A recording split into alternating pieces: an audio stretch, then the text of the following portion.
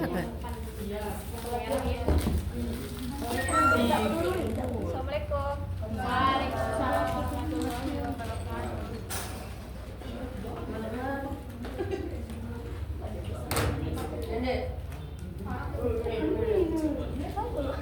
Selamat siang.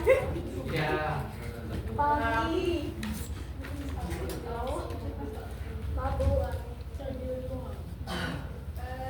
Untuk memulai pembelajaran pada pagi menjelang siang ini, lebih baiknya kita berdoa dulu.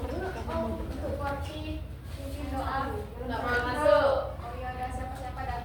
Siap, mulai berdoa. Bismillahirrahmanirrahim. Allahumma inna nas'aluka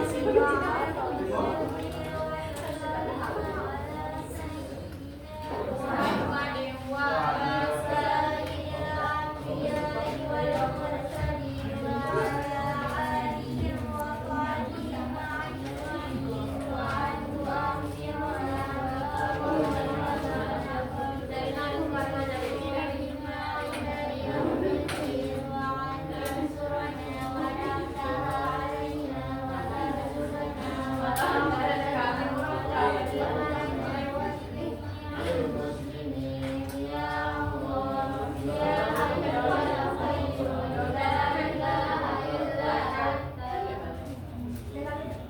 Oke, baik. Ada yang masih ingat materi kita yang minggu lalu? Perekonomian terbuka. Sekarang kita lanjutkan ke materi neraca pembayaran. Di sini yaitu mungkin ada yang tahu apa itu neraca pembayaran?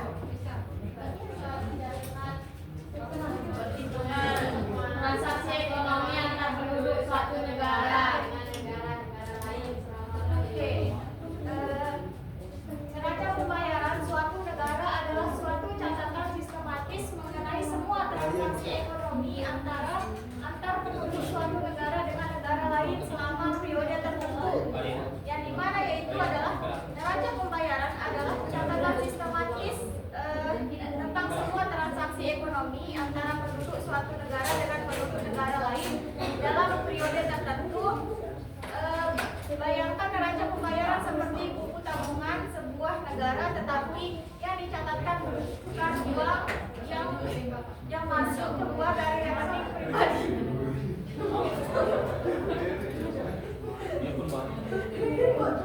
melainkan uang yang masuk dan keluar dari perekonomian suatu negara. Mengapa neraca pembayaran sangat penting? Mungkin ada yang tahu? Karena itu sebagai catatan sistematis pengeluaran negara. Neraca pembayaran mencerminkan kesehatan ekonomi suatu negara dalam skala global. Jika neraca pembayaran surplus, lebih banyak uang yang masuk daripada yang keluar, ini bisa menjadi indikasi ekonomi yang kuat. Sebaliknya, defisit lebih banyak uang keluar daripada masuk, bisa menjadi tanda adanya masalah ekonomi. Terus selanjutnya yaitu pemerintah menggunakan data neraca pembayaran untuk membuat kebijakan ekonomi yang tepat. Misalnya, jika neraca pembayaran defisit, pemerintah ingin mengambil langkah-langkah untuk meningkatkan ekspor dan mengurangi impor. Terus nilai tukar mata uang. Pemerintah menggunakan data neraca pembayaran untuk membuat kebijakan ekonomi yang tepat. Misalnya, jika neraca pembayaran defisit, pemerintah mungkin akan mengambil langkah-langkah surplus biasanya menguatkan mata uang, sedangkan defisit cenderung melemahkannya. Terus komponen utama neraca pembayaran. Di sini yaitu neraca transaksi berjalan, yang dimana yaitu mencatat transaksi barang dan jasa, serta transfer pendapatan seperti bunga dan dividen. Terus neraca modal. Neraca modal itu mencatat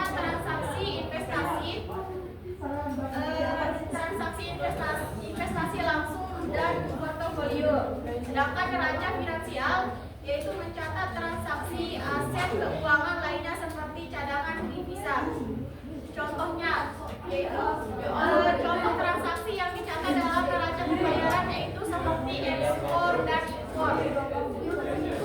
Ketika kita membeli barang dari luar negeri atau impor, itu akan dicatat sebagai pengeluaran dalam negeri dalam dalam neraca pembayaran. Sebaliknya, ketika kita menjual barang ke luar negeri atau ekspor, itu akan dicatat sebagai pemasukan. Terus investasi asing atau langsung, yaitu ketika perusahaan asing menanamkan modal di suatu negara, itu akan dicatat sebagai pemasukan dalam neraca modal. Ya, terus transfer dana, yaitu bantuan asing atau pengiriman uang dari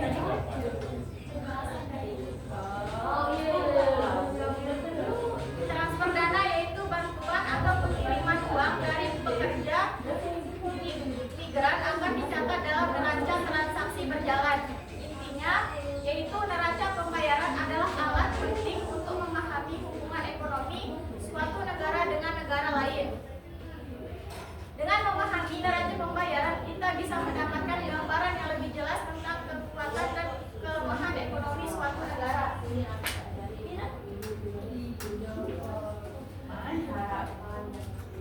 Terus selanjutnya yaitu penduduk dan transaksi ekonomi, yang dimana yaitu penduduk meliputi perorangan atau individu, perusahaan, badan hukum, dan badan pemerintah atau siapa saja yang tempat tinggal utamanya di luar negeri tersebut.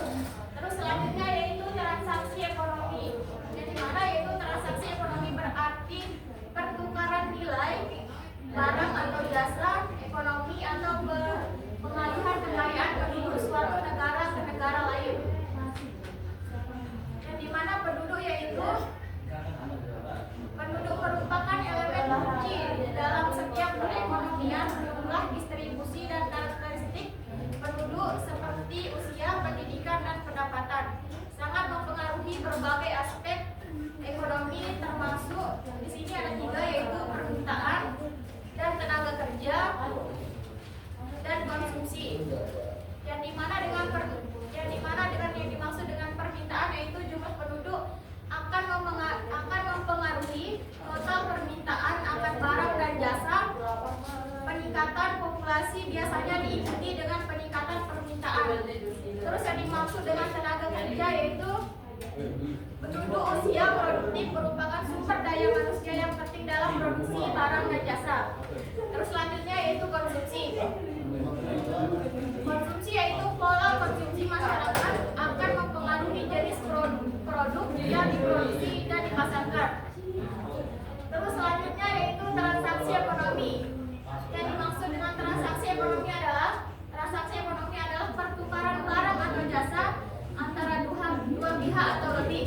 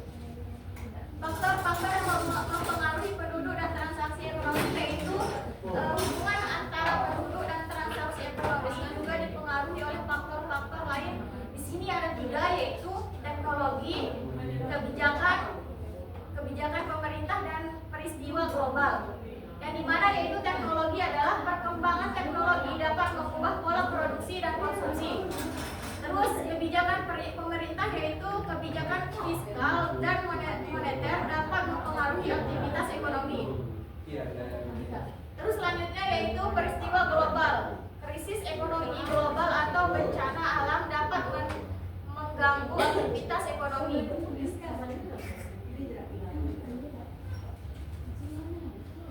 Selanjutnya yaitu transaksi antar negara. Kegiatan ekspor dan impor yang terjadi antar negara menimbulkan suatu transaksi kegiatan ekspor dan impor tersebut dicatat dalam suatu neraca pembayaran. Yaitu transaksi antar negara adalah kegiatan jual beli barang atau jasa yang dilakukan oleh dua negara atau lebih. Ini melibatkan pertukaran barang, jasa, dan modal melintasi batas negara. Mengapa transaksi antar negara sangat penting? Ada yang tahu nih? Mengapa transaksi antar negara sangat penting? Untuk memasukkan negara, memasukkan uang lebih ke negara, memasukkan negara lain. Ya, dari dulu sekarang dijelasin.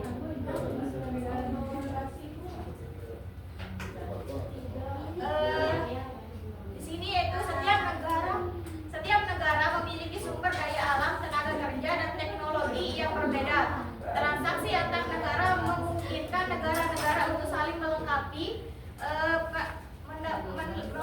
dan mendapatkan barang atau jasa yang tidak tersedia di dalam negaranya. Terus perluasan pasar. Perluasan pasar dapat memperluas pasar mereka ke negara lain, meningkatkan penjualan dan keuntungan. Peningkatan efisiensi. Persaingan antara perusahaan dari berbagai negara dapat mendorong inovasi dan efisiensi produksi. Terus selanjutnya yaitu contoh transaksi antar negara di sini yaitu ekspor dan impor. Yang dimaksud dengan ekspor adalah penjualan barang atau jasa dari suatu negara ke negara lain. Sedangkan yang dimaksud dengan impor yaitu pembelian barang atau jasa dari negara lain. Terus selanjutnya yaitu investasi langsung, penanaman modal oleh perusahaan asing di suatu negara. Portofolio investasi yaitu pembelian saham atau obligasi perusahaan asing. Alat pembayaran dalam transaksi antar negara. Mungkin ada yang tahu apa itu alat pembayaran dalam transaksi antar negara? Uang. Ya. Terus apa? Uang. Uang adalah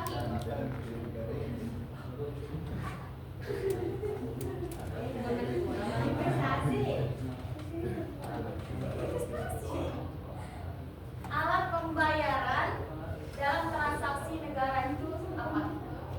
Uang. Terus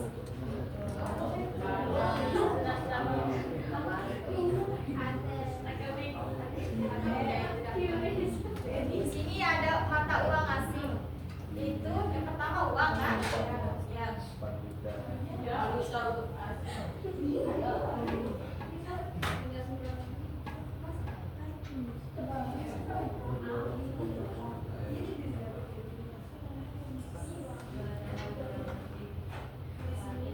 Terus tantangan dalam transaksi antar negara yaitu perbedaan. Di sini ada ada dua yaitu tantangan dalam transaksi antar negara yaitu perbedaan regulasi dan fluktuasi nilai tukar. Setiap negara memiliki peraturan yang berbeda mengenai perdagangan pajak dan biaya cukai.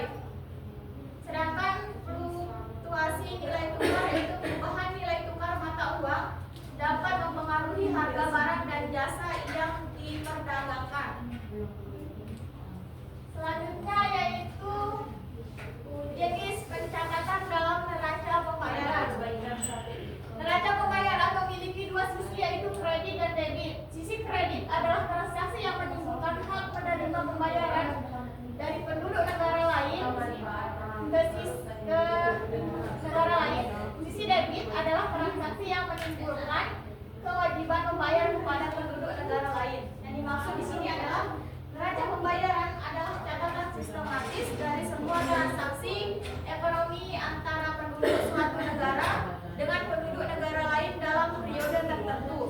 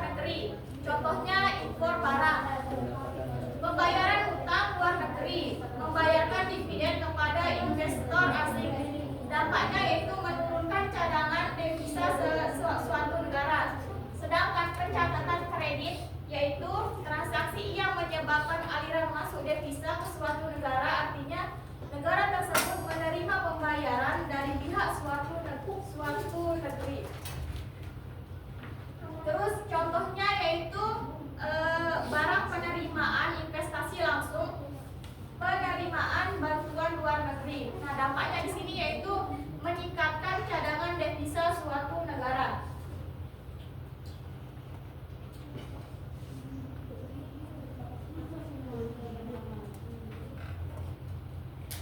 Terus pentingnya neraca pembayaran. Indikator kinerja ekonomi, neraca pembayaran memberikan gambaran tentang kinerja ekonomi suatu negara dalam hubungan dengan negara lain. Dasar pengambilan kebijakan pemerintah dapat menggunakan data neraca pembayaran untuk merumuskan kebijakan ekonomi yang tepat. Terus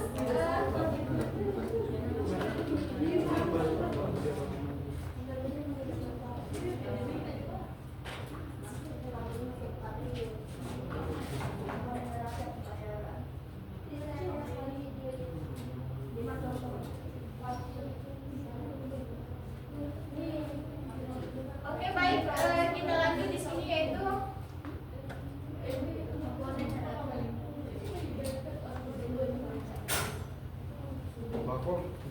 buka tadi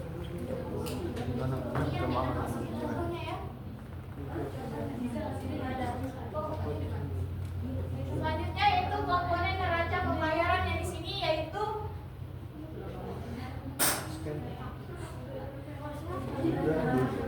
neraca barang dan neraca jasa disebut.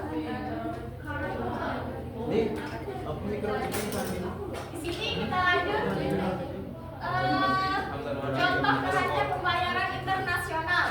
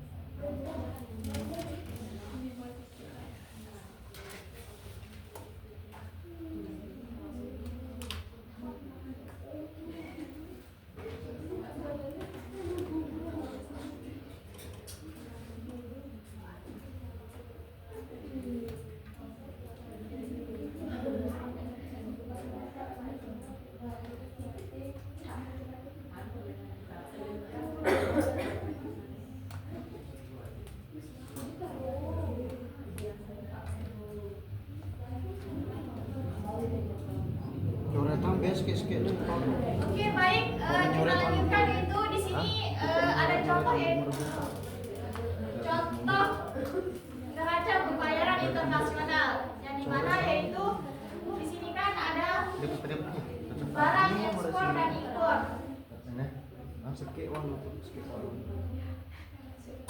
Dari neraca tersebut terlihat bahwa negara melakukan ekspor senilai 25 juta.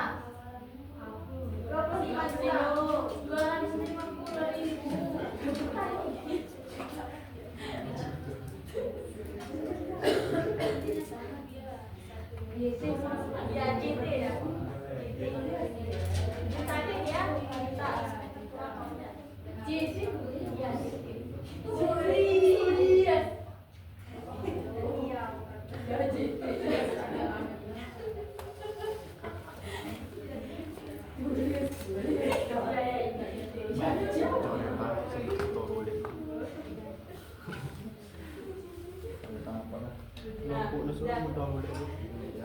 Dan melakukan impor senilai 200 juta.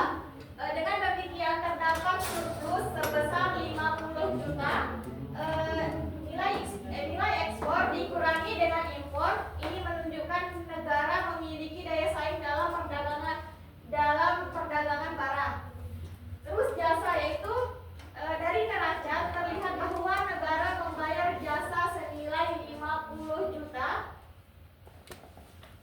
dan menerima pembayaran jasa dari luar negeri sebesar 45 juta. Dengan demikian terdapat defisit sebesar 5 juta. Terus pendapatan primer.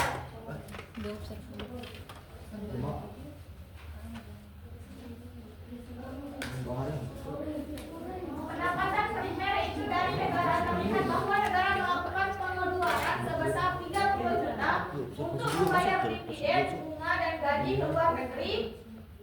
Sementara pendapatan negara dari hal yang sama, dividen, bunga dan gaji dari luar negeri tercatat sebesar 25 juta.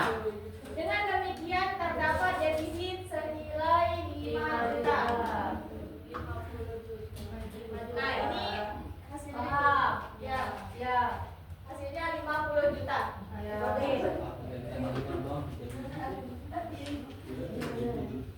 Oke, mungkin waktunya kita nggak cukup ya. Mungkin sekian materi dari saya yang bisa saya sampaikan pada hari ini. Kurang lebihnya saya mohon maaf. Wabillahi taufiq wal hidayah.